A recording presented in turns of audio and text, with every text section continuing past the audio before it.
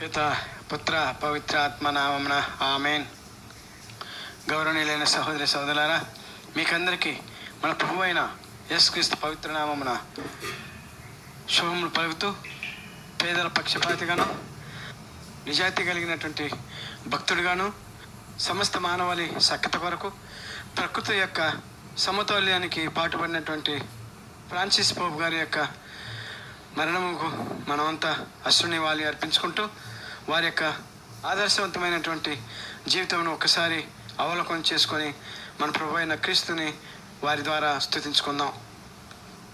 మొదటిగా మనం చెప్పుకుంటే, వీరి యొక్క ప్రార్థన శక్తి క్రీస్తు ప్రభువుతో అనుబంధాన్ని పటిష్టపరిచింది.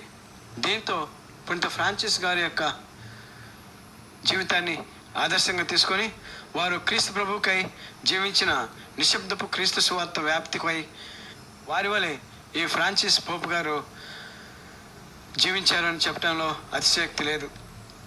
ఇంత ఫ్రాన్సిస్ ఆఫ్ అసిసి గారి యొక్క జీవితం ఫ్రాన్సిస్ పోప్ గారి యొక్క జీవితాన్ని మార్చివేసి వారిని సామాన్య జీవితం వైపు నడిపించాయి.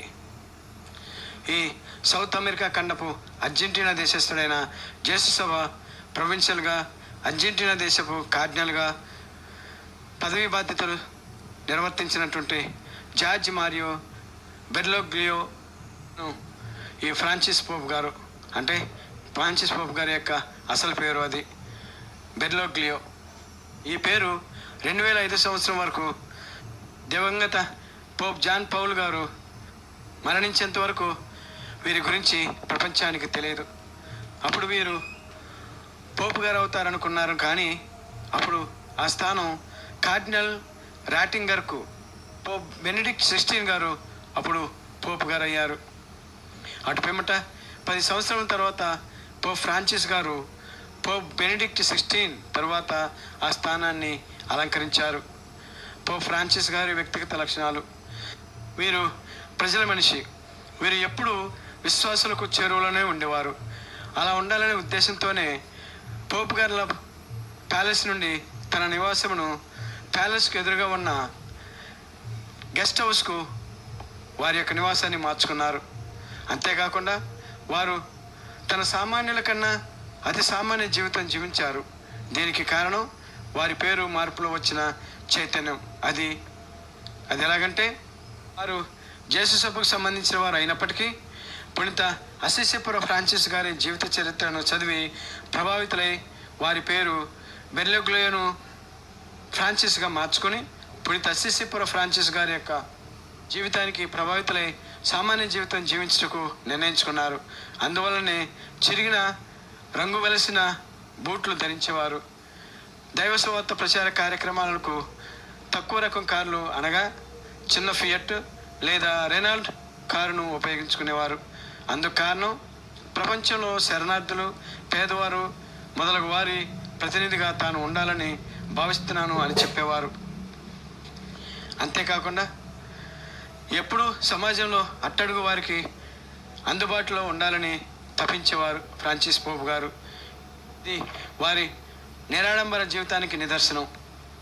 వారి సిద్ధాంతాలకు అనుగుణంగా ఇక వీరి యొక్క ప్రాపంచిక విషయాల ఉద్దేశాన్ని పరిశీలిస్తే, వీరు వినియోగదారుల వాదాన్ని తీసుకునేవారు. బాధ్యతారాహిత్యపు అభివృద్ధికి వ్యతిరేకంగాను, దానికి బదులుగా ఏకీకృత ప్రపంచ చర్యకు పిలుపునిచ్చి ప్రపంచ పర్యావరణ శాస్త్రజ్ఞుల మన్ననలను పొందారు. ఈ మొట్టమొదటి సౌత్ అమెరికా లేక లాటిన్ అమెరికాకు చెందిన ఫ్రాన్సిస్ పోప్ గారు. వీరు యుక్త వయసు నుండి అనారోగ్యంతో ఉన్నప్పటికీ 40 దేశాలు పర్యటించి ప్రాధాన్యంగా సంపన్న దేశాలు పేద దేశాల సంపదను దోసుకుంటున్నాయని సంపన్న దేశాలను విమర్శించి పేద దేశాల పక్షపాతిగా నిలిచారు. మానవాళికి అత్యంత ప్రమాదకరమైనటువంటి కోవిడ్ మహమ్మారి సమయంలో సంపన్న దేశాలు అభివృద్ధి చెందుతున్న దేశాలకు సహాయం చేయాలని మానవత్వాన్ని చాటిచెప్పి మానవత్వానికి ప్రాధాన్యత ఇచ్చి మానవతావాదిగా, నిజమైన యేసుక్రీస్తు ప్రతినిధిగా నిలిచారు. మరొక సిద్ధాంతం ఫ్రాన్సిస్ పోప్ గారు తీసుకున్నది విషయం ఏమిటంటే, 2021 నాటికి ప్రపంచంలో దాదాపుగా 1.4 మిలియన్ రోమన్ కథోలికులు ఉన్నారు. ఆఫ్రికా మరియు ఆసియా ఖండాలలో వీరి సంఖ్య గణనీయంగా పెరుగుతూ ఉండగా ఐరోపా ఖండంలో ఈ సంఖ్య తగ్గుతూ ఉన్నది. మతాధికారులు మరియు మతపరమైన వర్గాల సభ్యులు కూడా అదే తరహాలో అభివృద్ధి చెందుతున్నారు. ప్రపంచవ్యాప్తంగా ఉన్న కథోలిక చర్చి విభిన్న చర్చిలు సమూహంగా మారుతుందని యొక్క విచారాన్ని వ్యక్తపరిచారు. వీరు పోప్ అయ్యే సమయానికి లైంగిక వేధింపులు, కుంభకోణాలు ప్రపంచవ్యాప్తంగా చర్చి ప్రతిష్టపై ఒక మచ్చగా మారాయి. పోప్ ఈ ముఖ్యమైన సమస్యను తన పూర్వీకుల కంటే నేరుగా పరిష్కరించడానికి ప్రయత్నించారు. చర్చి ఆత్మ పరిశీలన కట్టుబడి ఉండాలని డిమాండ్ చేయడంలో ఫ్రాన్సిస్ గారు చాలా దూరం వెళ్ళారని వాటికన్లోని కొందరు ఆరోపించారు. ఈ విషయంపై బహిరంగ సంభాషణ కోరుతూ ముఖ్యంగా వాటికన్ వెలుపల నుండి హోలీ సీ నుండి సంవత్సరాల తరబడి అధికార టాప్ డౌన్ కొన్ని డిగ్రీలను కట్టడి చేయడానికి టాప్ డౌన్ డిగ్రీలను నీటిని అదుపులో పెట్టడానికి ప్రయత్నం చేశారు. అదేవిధంగా వీరి కాలంలో చర్చి నాయకత్వంపై మహిళల పాత్ర గురించి వివాదాస్పదమైనటువంటి చర్చలు జరిగాయి. చర్చి భాషలో ఈ రకమైన సంభాషణకు సినోడ్ అనే పదం ఉంది. చర్చిలోని బిషప్లు మరియు ఇతర వ్యక్తులు చర్చి సవాళ్లను పరిష్కరించడానికి ఇది ఒక బహిరంగ వేదికగా ఉద్దేశించబడింది. అయితే ఫ్రాన్సిస్ పోప్ గారు పూర్వీకుల కాలంలో సినోడ్లు వాటికన్లో ఉన్నత స్థాయిల కోరికలను ధృవీకరించడానికి ముందుగా ఏర్పాటు చేసిన సంఘటనల కంటే కొంచెం ఎక్కువగా ఉన్నది. అయితే వాటికి భిన్నంగా ఈ ఫ్రాన్సిస్ పోప్ గారు బహిరంగ మరియు వివాదాస్పద చర్చలకు పిలుపునిచ్చారు.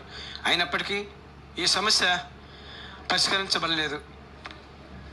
ఈ విధంగా ఫ్రాన్సిస్ పోప్ గారు తన యొక్క 10 సంవత్సరాల పాపల జీవిత కాలంలో ఎన్నో ఒడిదుడుకులను, ఎన్నో సమస్యలను, విమర్శలను ఎదుర్కొని ఒక సాత్వికుడిగా, క్రీస్తు ప్రభుని యొక్క సువార్తికునిగా, క్రీస్తు ప్రభువు తరపున మానవతావాదిగా, సమస్త ప్రపంచ మానవాళికి ఒక ఆదర్శమూర్తిగా క్రీస్తు ప్రభువుకు పేరు సంపాదించి పెట్టడంలో వారి పాత్ర అమోఘమైందని మనం చెప్పుకోవచ్చు.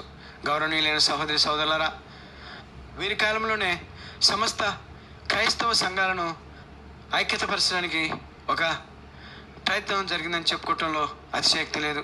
గౌరవనీయులైన సహోదరి సోదరులారా, కాబట్టి దైవ సేవకుడిగా, క్రీస్తు ప్రభుని సాక్షిగా, క్రీస్తు ప్రభుని యొక్క ప్రబోధకుడుగా, క్రీస్తు ప్రభుని ప్రపంచానికి ప్రకటించినటువంటి జీవిత సాక్షిగా పోప్ ఫ్రాన్సిస్ గారు సమస్త మానవాళి హృదయాల్లో నిలిచిపోతూ వీరి యొక్క జీవితాన్ని ఆదర్శంగా తీసుకొని మనం కూడా మన ప్రభువు యొక్క మహిమ కొరకై జీవించే ప్రయత్నం చేస్తూ తండ్రి అయిన యెహోవా దేవుని సన్నిధిలో మోక్షరాజ్యంలో క్రీస్తు ప్రభు యొక్క కుడిపార్శ్వమున కూర్చుని ఉన్నారని ఆశిస్తూ వారికి నివాళులు అర్పిస్తూ ప్రార్థన చేద్దాం. పిత, పుత్ర, పవిత్రాత్మ నామమున ఆమేన్. లోకరక్షకుడు తన ప్రభు మనందరినీ దీవించుదురుగాక. ఆమేన్.